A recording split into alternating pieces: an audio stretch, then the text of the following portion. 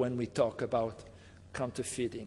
This is relayed by operation of the press sometimes, like this is Harper Bazaar and the famous book of Dana Thomas, when she says that when I try to explain what I saw dealing with counterfeiting, especially in China, I see tears. I see people saying simply, I had no idea it was so dangerous. Other companies are trying, private undertaking, to talk about counterfeiting, like myauthentic.com, by relaying, alerting the people by using celebrity to promote, such as Jackie Chan, to promote the right message. Others are trying to alert consumer to the risk in terms of legal repression. This was a campaign by Comité Colbert in France, where they use a little bit the repression angle, but also the humor to have people react to this kind of campaign. Others are alerting consumer to the risk in terms of security. Others, very recently, are trying to have people think about the act of counterfeiting. If you fake watches are for fake people, so if you buy yourself a fake, it means that you don't talk very well about yourself. So they want people to think about the very act of buying. Last week, an MIT professor revealed one of his investigations about the moral cost of counterfeiting when he drew a parallel between those people buying fakes and saying that those people are more prone to cheating and lying. So what do I want to say? I want to say that, like Al Gore, when he concluded his position, he said, climate change is not a political issue so much as a moral issue. After all those years, yes, I'm 55, I can tell you one thing. You need an ethical perspective, because beyond the legal or the political problem, there is a moral problem. So I suppose in this audience, I don't have to develop this point, and you are all convinced because you never, I'm sure, never bought any counterfeits.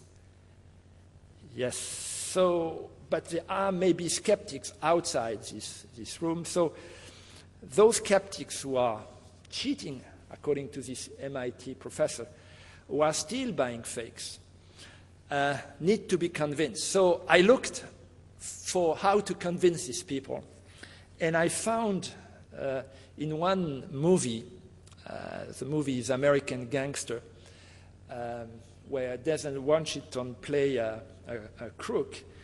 And just to give you the pitch, because you are going to listen to what he says about trademark and trademark infringer. Denzel Washington, alias Frank Lucas, is selling drugs, and he has a trademark. The trademark is called Blue Magic. And this dope is sold by a competitor of him, but it is chopped down. So they take out 1 or 2% of the dope. So it's a lesser quality. It still uses the name Blue Magic. So listen to what is the exchange between Denzel Washington and this crook trying to use his brand, Blue Magic. I don't understand why you got to take something that's perfectly good and mess it up. See, brand names mean something. You know what I'm saying? Shut the fuck up! Go ahead, Frank. I'm sorry about that bullshit. Blue Magic. That's a brand name. Like Pepsi. That's a brand name. I stand behind it. I guarantee it. They know that, even if they don't know me any more than they know the chairman of General Mills. What the fuck are you talking about, What I'm Frank? talking about is when you chop my dope down to 1, 2, 3, 4, 5%, and then you call it Blue Magic, that is trademark infringement. You understand what I'm saying? All due respect, Frank, if I buy something, I own it. No, that ain't true. That ain't Buy true. a car and I You want to wrong paint right it, I there. can paint the Yeah, but you motherfucker. don't have to. This is what I'm saying to you, Dick. You don't have to. It's good enough the way it is. You can make enough money off it the way it is just by calling it Blue Magic. Anything more than that is greed, son. Anything more than that is greed. How more in moral grounds can we be? For those who are, like me, fan of Hollywood, this rings a bell probably, because there is another good movie called Wall Street, where Michael Douglas, you may remember in the 80s, staging as Gordon Gekko, invented this sentence talking about Wall Street activity: greed is good. I will conclude by citing another very good, remarkable sinophile, the Australian Prime Minister Kevin Rudd. He knows very well China, and he speaks, I think, even fluent Mandarin. And he said very recently in a speech, it's perhaps time now to admit that we did not learn the full lessons of the greed is good ideology.